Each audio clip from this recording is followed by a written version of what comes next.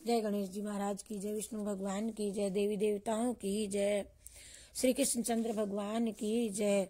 माघ मास महात्म का 27वां अध्याय।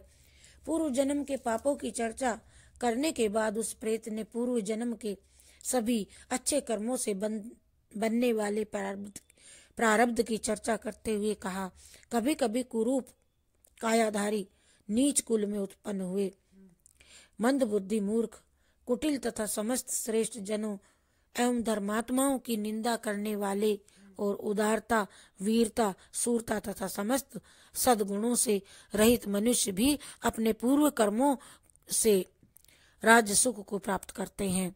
कुरूप व्यक्ति भी वास्तव में उनकी इस आश्चर्यजनक सुखद उपलब्धि का एकमात्र कारण उनका प्रारब्ध ही होता है, जो उनके पूर्व जन्मों के सत्कर्मों से निर्मित होता है।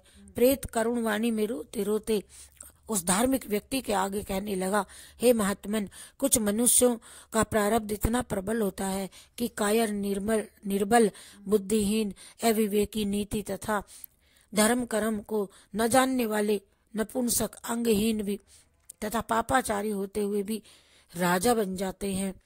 उन मूर्खों और पापियों के इस प्रकार के चमत्कारी सुखद जीवन का एकमात्र कारण उनका पूर्व जन्म के सत्कर्मों पर ही निर्मित आधा प्रारब्ध ही होता है। निर्मित यही कारण अपने वर्तमान जीवन में कुछ मनुष्य धर्म विरुद्ध जीवन जीते हुए भी समस्त सुखों और ऐश्वर्यों को भोगों को प्राप्त करते हैं, परंतु ऐसे तभी होता है जबकि उनके पूर्व जन्म के कृत पूर्ण धार्मिक किए रहे हों।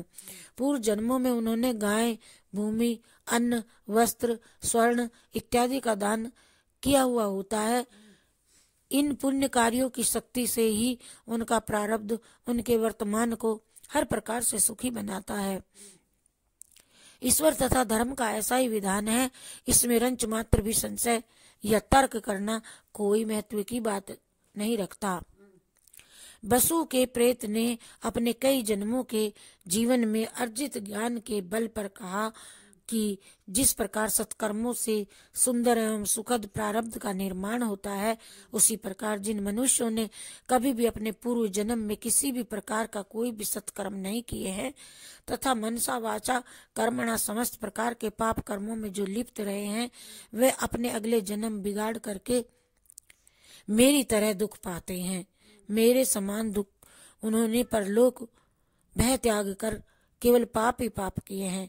जो पराई निंदा हिंसा छल कपट दुराचार मद्यपान दुष्कर्म आदि पाप कर्मों में लीन रहते हैं, वे तो इलोक तथा परलोक दोनों ही में घोर कष्ट अशांति और नाना प्रकार के दुख को प्राप्त करते हैं।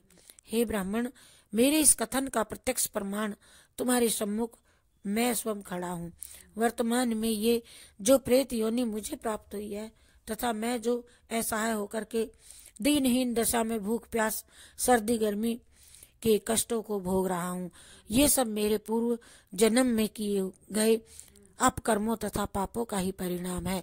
बसु के प्रेत ने निकट आकर के जल पिलाने की प्रार्थना करते हुए उस व्यक्ति से कहा, मेरा अहोभाग्य कि तुम आए हो, तुम्हारे दर्शन हुए। मेरा अहोभाग्य कि मुझे तुम्हारे दर्शन प्राप्त हुए हैं। तुम विष्णु भक्त हो, माता पिता तथा गुरुजनों की सेवा करने वाले हो, धर्मात्मा एवं सदाचारी हो, सदैव ही देवादिदेव विष्णु की भक्ति में लीन रहते हो। तुम्हारा जीवन धर्म सत्कर्मों के अधीन है। अतएव हमारे जैसे भूत प्रेत राक्षस पिशाच बेताल कुंड मांड इत्यादि दुष्ट तथा हिंसक योनिधारियों से छुटकारा तुम्हारा सपने में भी कोई अनिष्ट या अहित नहीं हो सकता।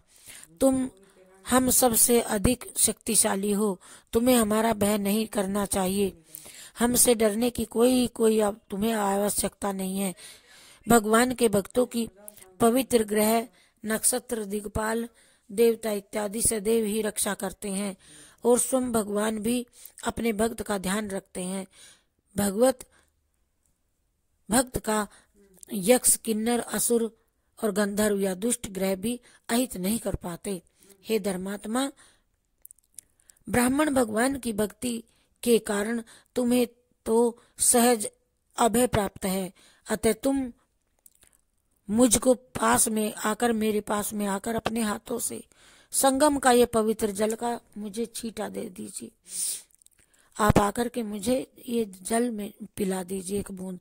इति श्रीपदम पुराणे माघ महात्म्य में 27वां अध्याय समाप्त। हरि शरणम हरि शरणम हरि शरणम हरि शरणम हरि शरणम हरि शरणम हरि शरणम हरि शरणम। बोलो जय श्री कृष्ण चंद्र भगवान की जय।